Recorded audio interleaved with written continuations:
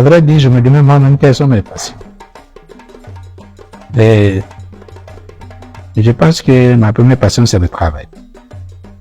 Le travail bien fait.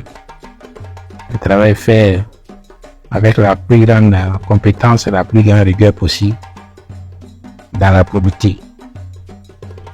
Et ma deuxième passion, c'est aider au développement, mais un développement de proximité. Alors, quand je dis développement de proximité, c'est évidemment dans un village ou dans une ville que ça se fait. Le village, je vais commencer par le village dans lequel j'ai essayé de mettre en œuvre ma vision de développement de proximité. C'est mon village maternel. Il s'appelle Karafigué. Il y a une quinzaine de kilomètres de Korogo, dont est originaire ma mère.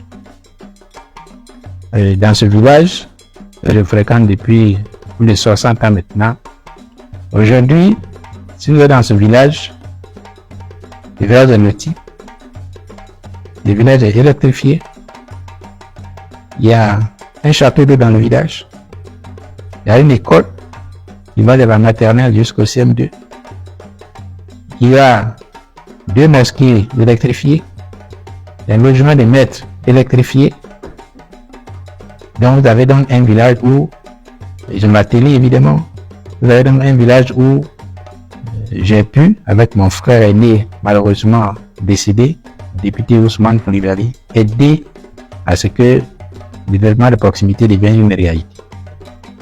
Je me souviens par exemple que pour l'école du village, qu'on a construite en 1995, c'était dans le cadre des projets phares qui existaient à l'époque, dans le fonds régionaux d'aménagement rural.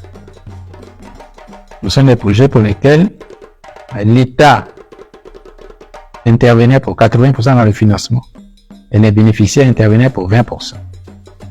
Même ces 20%, nos parents du village ne pouvaient pas les réunir. Donc mon frère et moi, nous avons réuni les 20% et l'école avait une école, les paysans ont une école gratuitement. Et depuis 1995, les enfants de ce village vont à l'école. Beaucoup d'entre eux sont maintenant à l'université, sont dans la vie active et tout ça. Donc, c'est ça qui est ma passion pour le développement de proximité. C'est vrai que ce n'est pas une passion rêvée, c'est une passion réalisée. Je sais que tout n'est pas encore fini dans ce village. Je fais des démarches actuellement pour qu'il y ait un centre de santé, pour qu'il y ait un marché, parce que le développement de proximité doit continuer à se faire. Donc, en ce qui concerne la ville de Korogo, le diagnostic que je fais en tant que médecin, c'est que Korogo manque d'une vision stratégique en termes de développement humain durable.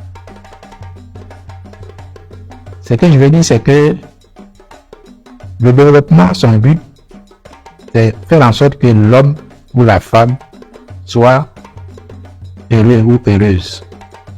L'homme ou la femme est dans son milieu ce qu'il lui faut en termes de revenus pour vivre, ce qu'il lui faut en termes de revenus pour scolariser son enfant, ses enfants, pour se loger, pour se nourrir, pour se soigner en cas de besoin. Et cette vision et cette réalité sont encore un grand défi à Korogo. Et mon amour pour Korogo, parce que c'est un véritable amour, fait que je m'engage pour contribuer de façon déterminante à régler beaucoup de ces défis. Alors, je suis passionné effectivement de Korogo parce que c'est mon héritage. À ce niveau, on ne dit pas Korogo, on dit Korgo, ça veut dire héritage. Et si ma famille me laisse une ville en héritage, le moins que je puisse faire, c'est d'abord d'aimer cet héritage, de le protéger et de le faire prospérer. Pour que pour les générations qui viennent, cet héritage soit encore plus beau, soit encore plus grand et soit encore plus objet d'envie.